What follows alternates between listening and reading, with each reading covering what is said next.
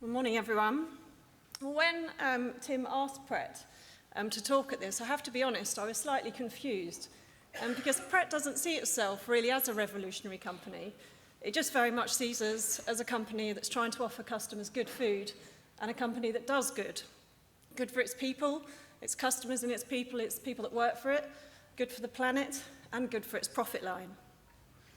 But today I'm going to talk to you about one element of our sustainability strategy, which is our Pret Foundation Trust.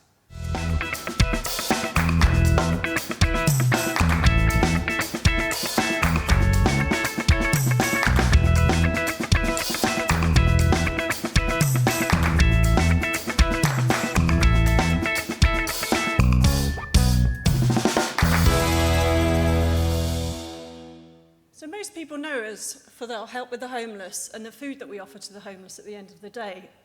Actually, more people know about this element of our business than the fact that we have kitchens in all our shops. Well, I'm going to talk to you about the other elements of this foundation that we also operate. So what is our mission? Well, our mission is all around the alleviation of poverty, in particular homelessness. So where did it all begin? This picture is a picture of Pret back in 1986. It was our first shop in Victoria Street, which recently has been redeveloped. You'll see from the picture, Pret actually started as a deli format. Julian and Sinclair were the founders, and they sold premium ingredients, often Italian-inspired. Within a week, they knew that there was a problem with the business model, and it was too slow. Customers were queuing up and spending ages choosing what type of meat they wanted, what type of leaf they wanted with their salad. They knew they needed to make a change. So Julian, the continual restless entrepreneur that he is, decided to take croissants outside the shop and sell them in the morning. He was amazed to find that customers were happy to take this pre-packaged food. So the next morning, he decided to make a significant change to his business model. And I think if we all checked in with ourselves, I'm not sure we would make this decision. He decided to change all of his food on his deli counter into pre-packaged food. He made up all the sandwiches that he knew were the best sellers for the customers that had been coming. At first, he sold them by weight, but he quickly saw that this again was too slow. So there and then, the Pret model was born that you see today. Grab-and-go food, freshly prepared in the morning. But where does all this link to the charity? Well, one thing happened when Julian moved into all this pre-packaged food. He saw that there was a large amount of food going to waste at the end of each day. At the time, and still to this day, homelessness is a real problem around the Victoria area. Julian and Sinclair started to give their products away to the homeless people when the shop closed at 3 o'clock. Gradually, the homeless people around the area, word got around, and they started coming at 2 o'clock and at 1 o'clock. And eventually, Julian realised he needed to take the situation a little more seriously and started to partner with FareShare, which I'll go on to talk to you about. So where are we today? Well, that was 31 years ago. We now run an independent charity governed by the Charity Commission. We have a team of 6 people who head this up and a very dedicated head of this called Nikki, who's run the charity for the last 12 years. The charity is integral to Pret. It's integral to our customers. If any of you are wondering if customers care about this kind of thing, I've got some stats that I'll tell you. 2 years ago, we consulted with our customers around what we should do with our vegetarian food. It was our most looked at blog post and social media activity we've ever done. And in the last 2 years, because of that, we've now got our 3rd Veggie Pret shop, which we opened this week. Last Christmas, we released a charity video, which you'll go on to see later. 7 million people watched this video, and it's our most ever downloaded item. And just this week, we released a blog asking if we should stop selling plastic water bottles. And again, this has now been our most engaged with post. So customers definitely care about these initiatives. But the PFT is also integral to our teams. It makes them feel good about coming to work. It makes them feel they have a purpose at the end of the day. And they take great pride in making sure there is products to give to the homeless at the end of the day. So how do we raise money? Well, we have 4 streams, sorry. The first is all around our product contribution. Those of you that purchase soup from Pret may know that each soup, we have give away 10p to the charity. This generates around £800,000 a year. The second activity is around seasonal campaigns. Every Christmas we run a Christmas campaign, and there's two reasons for this. One, to generate money, where we donate 50p across key lines, and the second thing is to educate people around the plight of the homelessness situation across the UK. That generates around £500,000. The third element is all around customer donations. We have charity boxes in all the shops, and even in this day and age of digital payment, we continue to have a lot of money generated this way, around £300,000. And lastly, generating just a small amount of over £100,000 is the work we do internally with our teams. We hold grand auctions, that we use our suppliers to help give prizes to generate money, and various fundraising activities to keep teams engaged in the office. So since 2004, you'll see we've had a steady increase in income. Those of you financially numerate in the room, of which I'm sure there's many, will note we had a significant increase in 2010. This was because we changed our soup donation from 5p to 10p.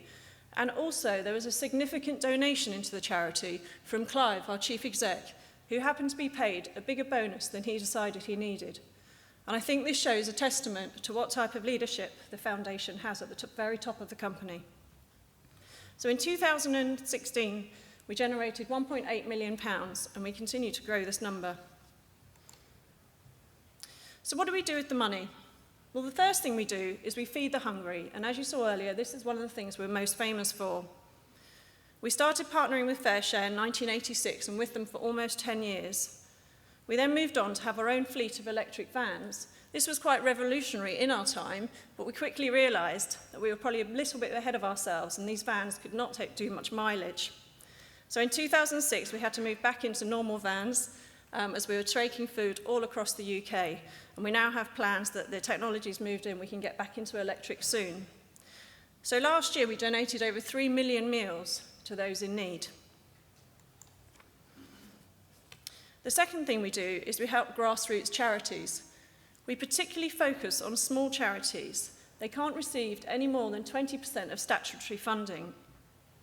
They really are charities in need, and you see this when you visit them. We help them in three ways. The first is by financial donations. This could be for members of staff to help build a soup kitchen or to improve their premises. We offer them items in need. The main item we are asked for is sleeping bags, but we also offer them IT equipment, chairs, tables, fridges, freezers, anything really that we would have in the Pret estate they can have. And the last thing we do is we help them with practical tasks. We offer programs in the office where our employees go and help them paint their buildings, help them with charitable activities. It is a real partnership. All the trustees that are part of the PFT visit the charities on a very frequent basis. So last year we helped 50 charities and we donated over £900,000 to them. And lastly, one of the key things we do is we try and break the cycle of homelessness. And this is the hardest thing to do. We employ homeless and ex-offenders. These people have often lived on the streets for years, and some of them who would have served you your lunch, this may be their first job. We offer them a 3-month training program, we pay for their travel, we clothe them, we give them counselling for the 3-month period.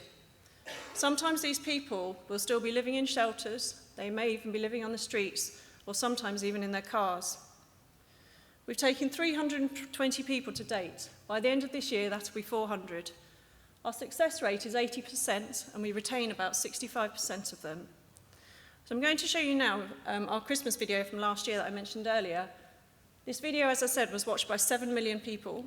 And I'm sure you all know Christmas videos are often a lot of money spent on them by some of the retailers.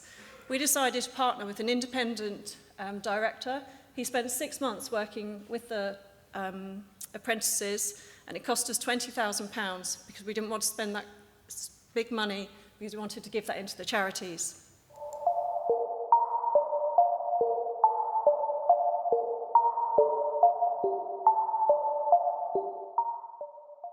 The only thing you're thinking of is the next hour or two, where you can go, where you can stay, where you're going to keep warm, where you're going to sleep.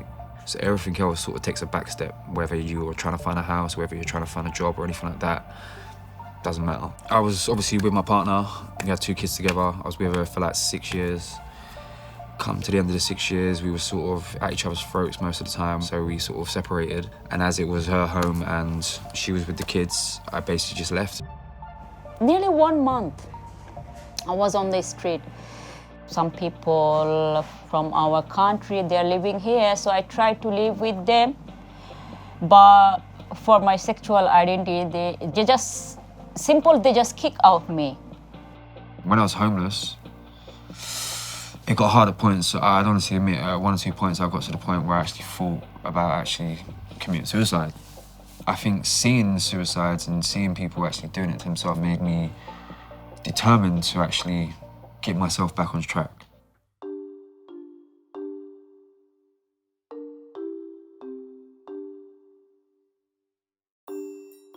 I was speaking with all of them. Yeah. And actually was really, really positive. Good understanding, quick working, good behaviors, a lot of initiative, polite, hard working. So really, this one all written by them.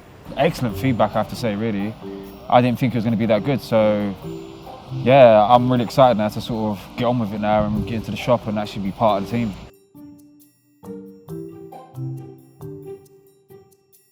I'm so happy, thank you so much. Thank you. Sabine on the board. She be one of us, yes? Thanks, thank you. Good job today.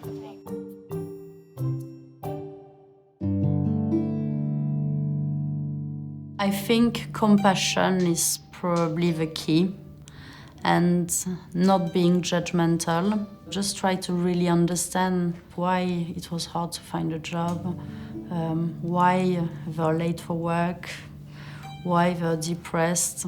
You have a kind of a family spirit that you might not have in other companies. So especially in London, I guess lots of people really appreciate that, to feel part of a little community. And also the fact that you can really progress if you want it, if you're motivated.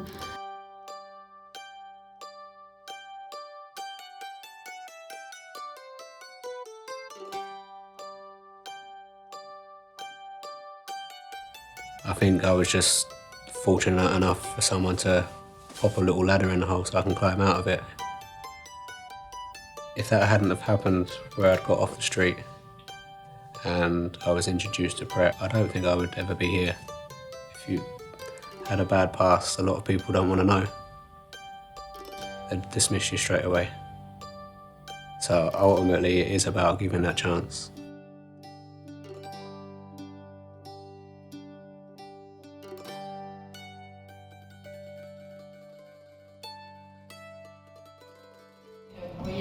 Absolutely adore you, and we're so proud of you, so well done. Alone, I was like a zero.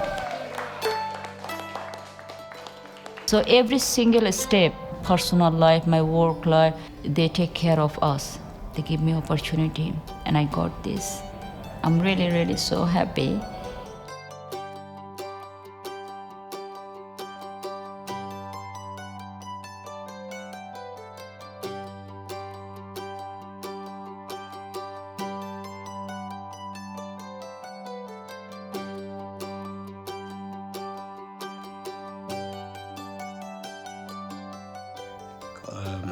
Little baby on the way, little boy.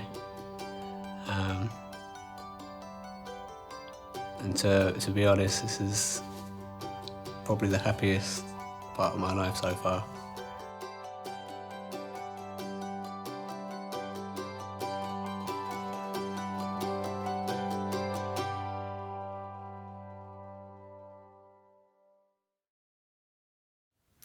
So all of those people in the video, both Sabina and Matt, they're still with us. Matt's working hard to become an assistant manager. We actually had our first ex-homeless person become a manager this year.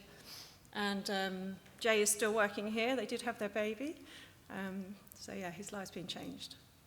So what's our future ambitions? Well, I've given you a glimpse. And in 2016, we donated 3 million meals to the homeless.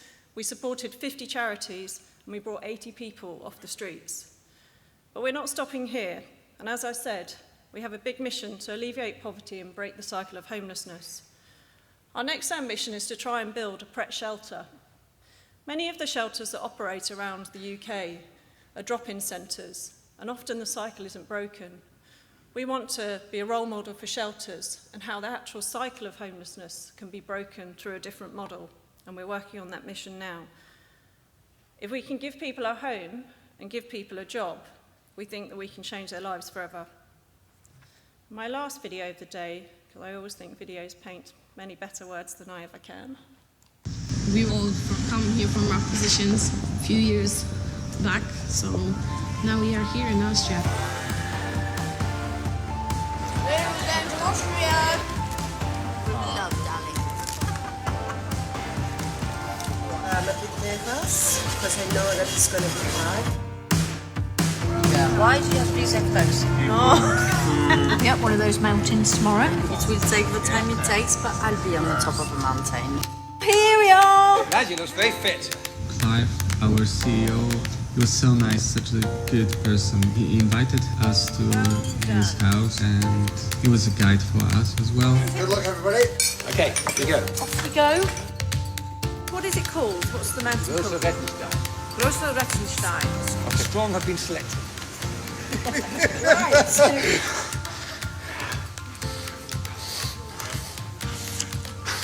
And no matter what kind of prep you'd done for today, nothing I don't think would have prepared you for the physicality of it.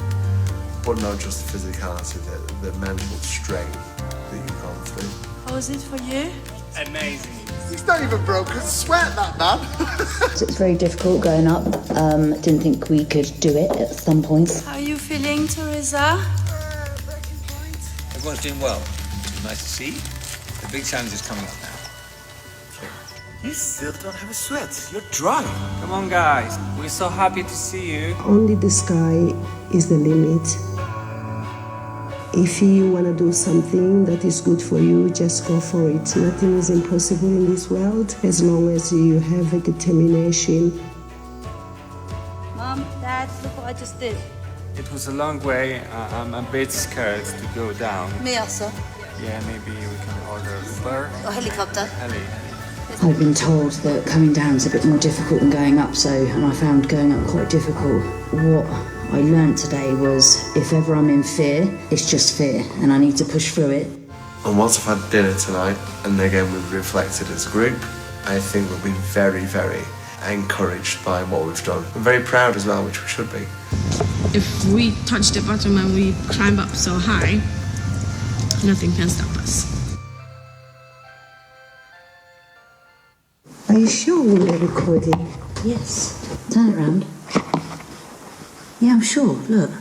So that was the video they did themselves. They had GoPro cameras that they all took themselves. And that was Clive, our chief exec. And the reason I wanted to show that is really to show that change starts at the top of the company.